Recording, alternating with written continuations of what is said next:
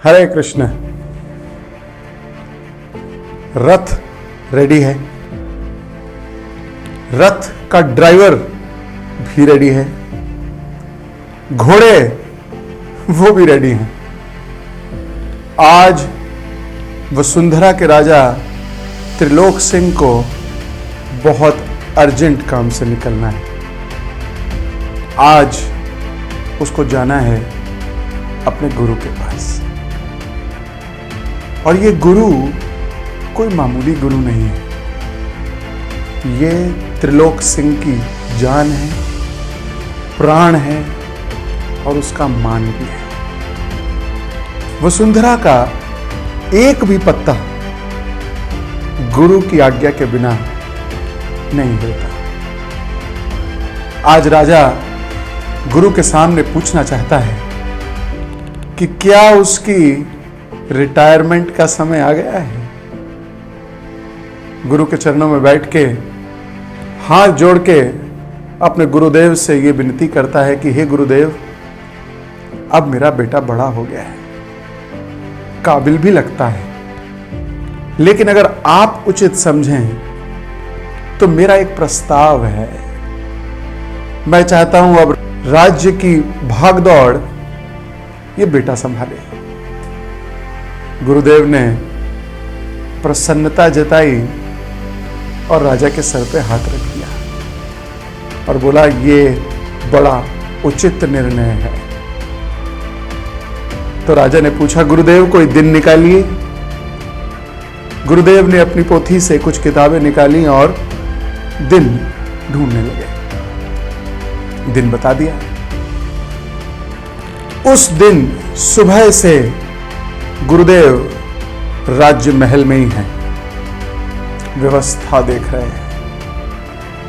राजकुमार तैयार होने ही जा रहा था कि ये क्या, गुरुदेव ने उसे अपने कक्ष में बुला लिया है। राजकुमार गुरुदेव के सामने हाथ जोड़ के खड़ा है, आंख बंद करके प्रणाम कर रहा है कि एकाएक ये क्या। गुरुदेव ने एक चाबुक निकाल लिया और इस बालक की पीठ पे तेज एक चाबुक चला दिया और फिर निकली एक चीख और आंख से बह चले आंसू। लेकिन राजकुमार की इतनी हिम्मत नहीं है कि गुरुदेव से पूछ सके कि गुरुदेव क्यों, मेरी गलती क्या है। इससे पहले कि आंसू पूरा गिरे, एक चाबुक और देखते ही देखते 4, 5, 6 या ये कहें कि पता ही नहीं। राजकुमार की आंखों से आंसू हैं, पीठ पे असहनीय पीड़ा, आंख में प्रश्न भी है लेकिन जबान नहीं है। मन ही मन सोच रहा है कि जरूर मैंने ही कोई गलती की होगी जो गुरुदेव मुझे ये दंड दे रहे हैं। गुरुदेव बिना किसी गलत बात के कोई कार्य ऐसा नहीं करते, जरूर मेरी ही कोई गलती रही होगी। बहुत चाबुक पड़ने के बाद गुरुदेव कहते हैं, अब आप जाओ, तैयार हो वत्स। राजकुमार बिना कुछ कहे असहनीय पीड़ा लिए लहूलुहान कक्ष से बाहर निकल के तैयार होने चला जाता है। राजा को यह बात पता लगती है, रानी को यह बात पता लगती है। दोनों एक दूसरे को देखते हैं लेकिन कुछ कह नहीं पाते, क्योंकि गुरुदेव तो गुरुदेव हैं। कॉरोनेशन का समय आ जाता है।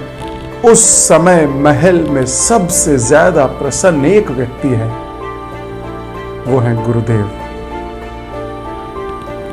गुरुदेव सबसे प्रसन्न है। राज तिलक कर देते हैं, उसको हार भी पहना देते हैं, मुकुट भी पहना देते हैं, और फिर गुरुदेव नए नवेले राजा के सामने जाके खड़े हो जाते हैं और बोलते हैं, बेटा मैंने तुझे इतना मारा, आप मुझे उसका दंड दे सकते हो हे राजकुमार।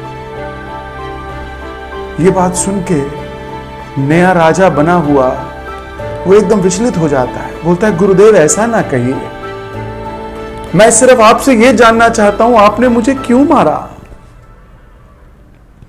गुरुदेव मुस्कुराते हुए बोलते हैं बेटा तू बचपन से राज परिवार में जन्म लिया,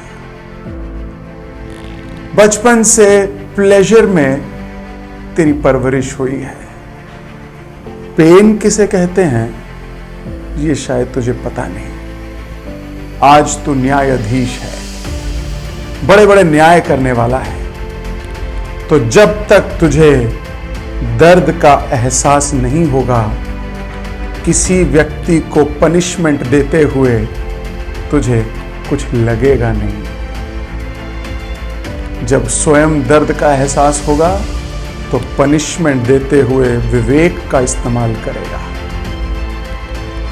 वो राजा जो अपने सेडिस्ट प्लेजर के लिए दूसरों को दंड देते हैं, बिना उस दंड के पीछे की दर्द को महसूस किए, वो राजा राजा कहलाने योग्य नहीं है। ओ हो, गुरुदेव की ये बात सुनकर राजकुमार ने हाथ जोड़ लिए, चरणों का स्पर्श करते हुए बोला आप सही में गुरुदेव हैं। मैं आज से वचन देता हूं किसी बेकसूर को या किसी भी व्यक्ति को दंड देने से पहले कई बार सोचूंगा। जी हां, लीडरशिप आसान कार्य नहीं है। A leader has to be powerful yet compassionate. A leader has to have self-control. इस कहानी से बहुत सारी शिक्षाएं लेने वाली हैं।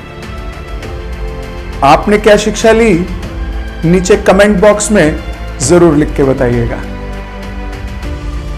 हरे कृष्ण।